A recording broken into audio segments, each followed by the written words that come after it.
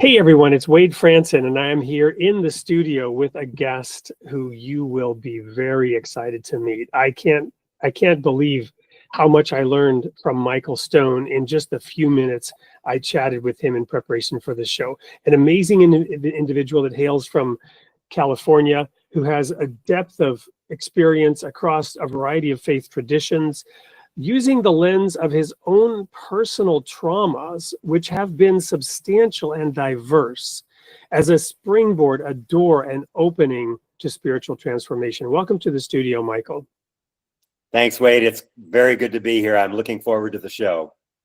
Well, and so am I. And I don't know if I got the sort of intro right, because you shared with me something about AIC fluidity, and it was very deep. Share with the audience what that means. Yeah, well, it's a term we use in trauma healing, and AIC means ancestral, individual, and collective. So in my work, I take a systems approach, an embodied systems approach to integrating and healing trauma. Trauma being wounds from the past that have never been completed. We're carrying them in aftertime as a baggage of our ancestors, of our personal familial life, and of the collective, which is impacting us all the time. So trauma is a fragmentation of the essential self, soul.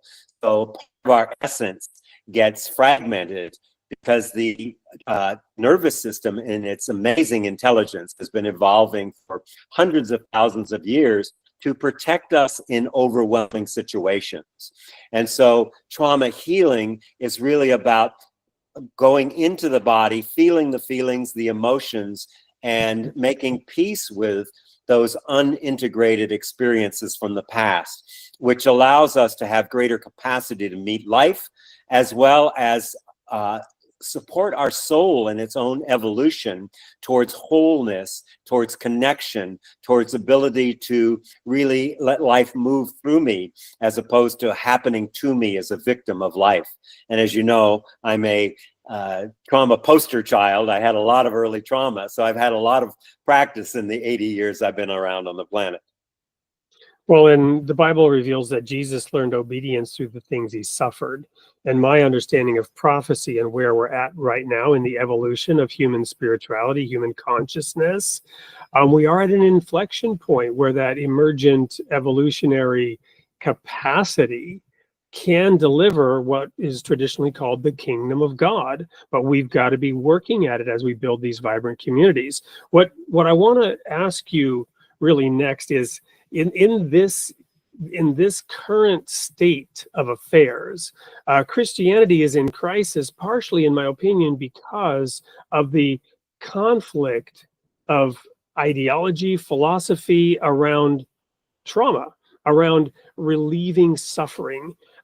Jesus says that when the Son of Man comes in his glory, Matthew 25, he will judge the nations, and he will judge them based on their ability to deliver basic human decency and rights, water to the thirsty, clothing to the hungry, or to the naked, and visiting the sick, visiting those in prison.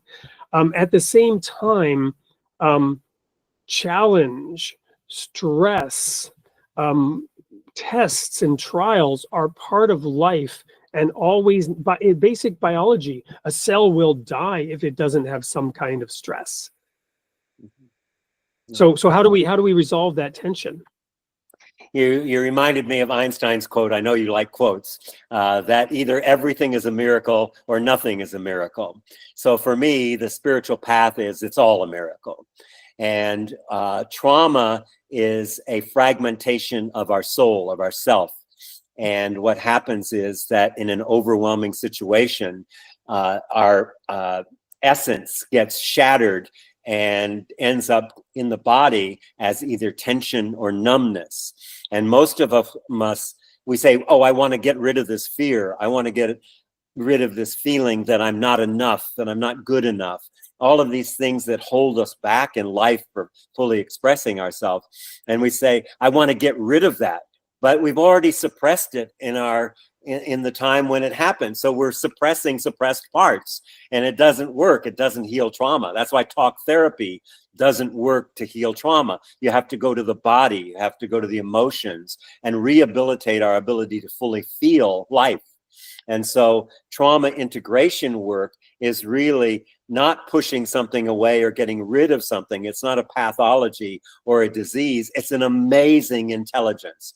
Trauma has been evolving the capacity of our nervous system to protect us in overwhelming situations. It's an intelligence. So when we're working with trauma, it's like looking for what's the intelligence, what's the miracle, what's the mystery, how can I interact with that in a way where I can learn and grow my soul in an evolutionary sense, so I can be more connected, more integrated, and more living life fully and making a difference in the world just by who I'm being, my natural capacity. You know, humans are designed to connect and to support each other, but we've all these things that have happened, wars and racism and separation, these are all trauma, signs of trauma. And so when we begin to open to them and feel them, we increase our capacity for our soul's growth and evolution, and for the evolution of humanity itself. Well, there you have it in a nutshell, in a sneak peek. To get more of Michael Stone, you're going to have to tune in on September 28th, Sunday, 7 a.m. for the live discussion that will go deep into trauma and its spiritual purpose in our lives and in the evolution of our species. Don't miss Created in the Image of God, 7 a.m. Central Time, Sunday, September 28th with Michael Stone. See you there.